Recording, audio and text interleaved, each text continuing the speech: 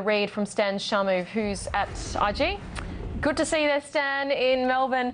I'd love some thoughts about some of these iron ore stocks because you've actually got iron ore above 150. Everyone's very interested offshore and in Australia, and yet you're seeing them backtrack. Stocks like Atlas and Fortescue and Rio. Why?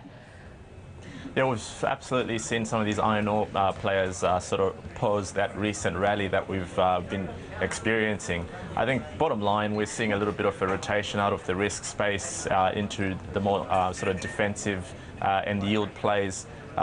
Basically, we've had a big rally in some of these iron ore plays. We've heard increasing rhetoric from analysts saying the iron ore price has just overrun itself, and the reaction in iron ore stocks has sort of been an overreaction, so to speak. So I think with that in mind, it just seems a lot of investors are locking in gains in the short term and waiting for fresh leads on iron ore before getting back into some of these stocks. Of course, we'll start getting a bit better read of what the price looks like getting into the end of the week. We've got a lot of key data out of China that might be a game changer for some of these stocks. We've got trade balance figures due out, I think tomorrow, from China, and that will be a pretty big influence on iron ore prices going ahead. We've already seen the rise sort of slow down overnight. I think it was only up 0.4% to about 153.90. So it's highly possible we could see it sort of top out in the near term. Of course, going ahead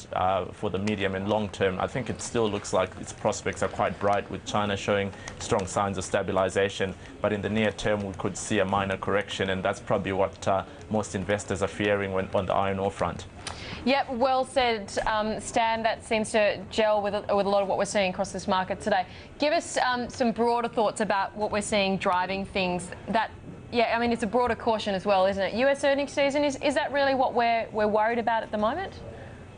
Not really. I think a lot of people have pinned the US earnings season as the main reason, but it's just a little bit of a rotation into the defensive and yield plays, and that generally happens when there's a little bit of caution being exercised by a lot of investors. Of course, some of the leaders today, we've got Telstra up around 1% and just nudging through that $4.50 mark. Of course, it's one of our biggest yield plays locally.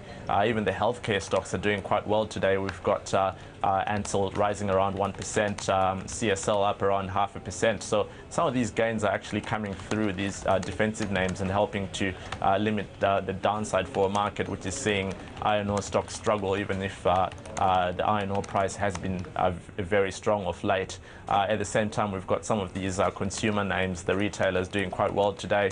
BHP and Harvey Norman both enjoying pretty solid gains. Of course, we've got those retail sales numbers due out tomorrow with a 0.3% improvement expected.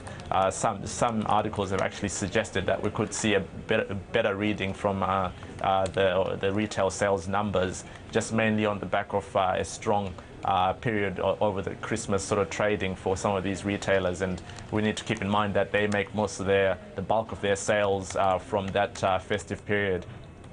Stan, the currencies, give us a kind of a broad view of what's going on here, particularly with the Australian dollar, which today has actually been higher against the Aussie, higher against the US. It's above 105 as we speak now. But interesting as well, the yen has been correcting higher against the dollar. So there's a few interesting moves there. Yeah, I mean, the Aussie dollar is probably the most interesting one as it's outperformed most of the risk space early in Asia. Of course, this is ahead of the trade balance figures, which are expected to show sort of a wider deficit of about 2.3 billion. Now, at the end of the day, with the trade balance figures, they made a big difference last year when the Labour government was pushing for a surplus.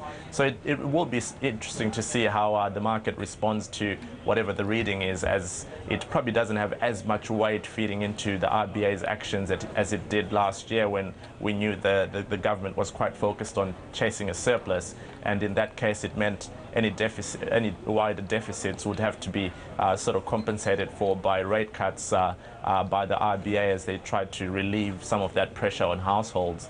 But either way, should we get a better than expected reading, which probably seems like a high possibility given the big improvement in the commodity space heading into the end of last year, then we could see the Aussie dollar extend some of these gains from that 1.051 region of course, that's also leading up to tomorrow's retail sales data, which I think a lot of analysts are now expecting to come in relatively stronger. And at the same time, we've got a data dump from China heading into the end of the week, and that will be another game changer for the Aussie dollar. Fabulous, Stan. Thank you very much for today. Cheers, Brooke. That's the update from IG in Melbourne. Yes, we